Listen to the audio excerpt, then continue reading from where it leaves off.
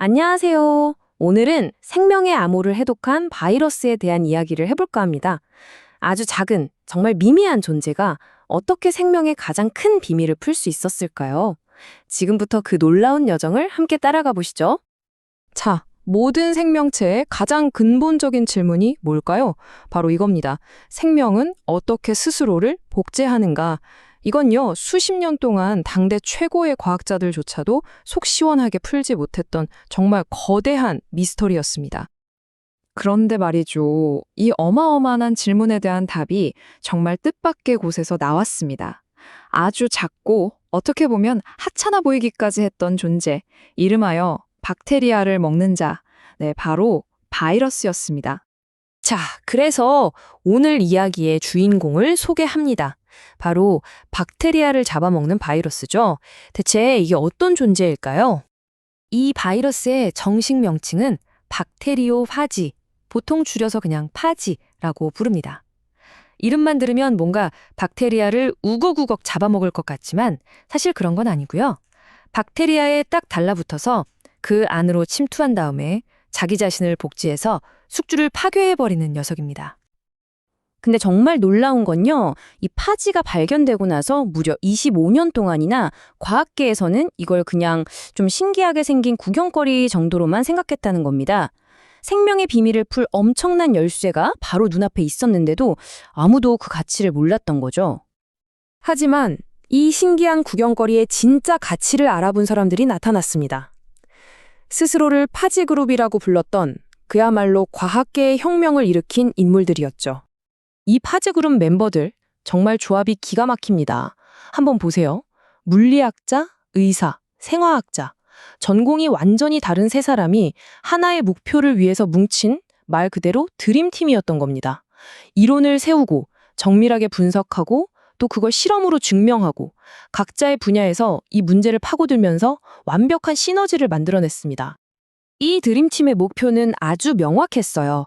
바로 이 단순하기 짝이 없는 바이러스를 도구로 사용해서 모든 생명 현상의 핵심, 즉 우리가 맨 처음에 던졌던 그 질문, 복제의 비밀을 풀어내는 것이었죠. 자, 그럼 이들이 어떻게 생명의 암호를 풀었는지 그 결정적인 단서가 된 바이러스의 세포 장악 과정 속으로 한번 들어가 보시죠. 정말 흥미롭습니다. 이 과정은 마치 한 편의 첩보 영화 같아요. 자, 첫 번째. 바이러스가 목표물인 세포벽에 착 달라붙습니다.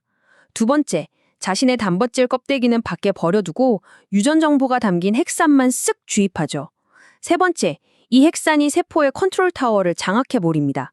네 번째, 이제 이 세포는 완전히 바이러스의 부품을 만드는 공장으로 전락하고요. 다섯 번째, 부품들이 착착 조립돼서 완전체 바이러스라 되고 마지막으로 세포벽을 터뜨리면서 새로운 바이러스 군단이 쏟아져 나오는 겁니다.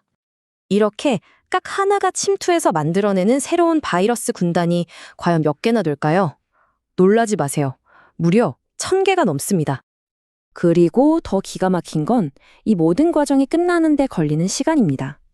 단 10분에서 15분. 정말 눈 깜짝할 사이에 이 모든 일이 벌어지는 거죠.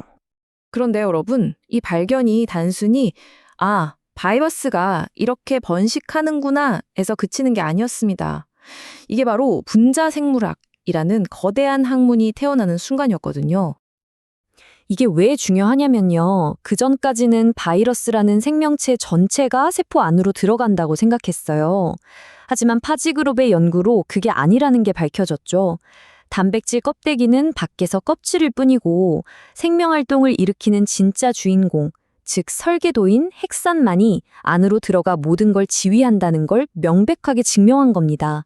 패러다임이 완전히 뒤바뀌는 순간이었어요. 여기서 그치지 않았습니다. 파지를 연구하다 보니 복제 과정에서 가끔 실수가 생기는 돌연변이나 서로 다른 바이러스가 유전자를 막 섞는 재조합 같은 현상도 처음으로 관찰하게 됐어요.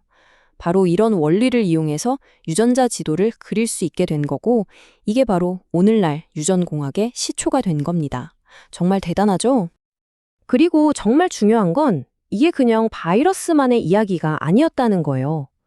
여기서 발견된 유전과 복제의 원리는 박테리아는 물론이고 식물, 동물, 그리고 우리 인간에 이르기까지 지구상의 모든 생명체를 이해할 수 있는 보편적인 마스터키였던 셈입니다.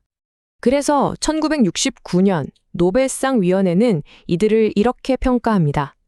델브룩, 허쉬, 루리아는 현대 분자 생물학의 창시자로 여겨져야 한다. 이 한 문장으로 모든 게 정리되죠.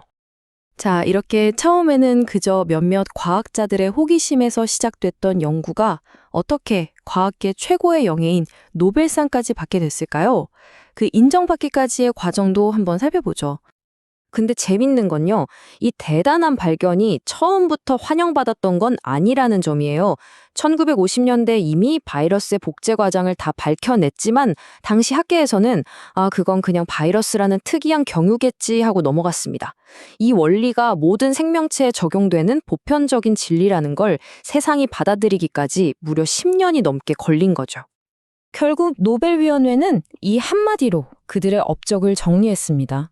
당신들은 불가능을 가능하게 만들었다. 대부분의 과학자들이 너무나 거대해서 감히 도전할 생각도 못했던 생명 복제라는 문제를 가장 작고 하찮아 보이는 바이러스를 통해 풀어낸 그들에게 바치는 최고의 찬사였죠.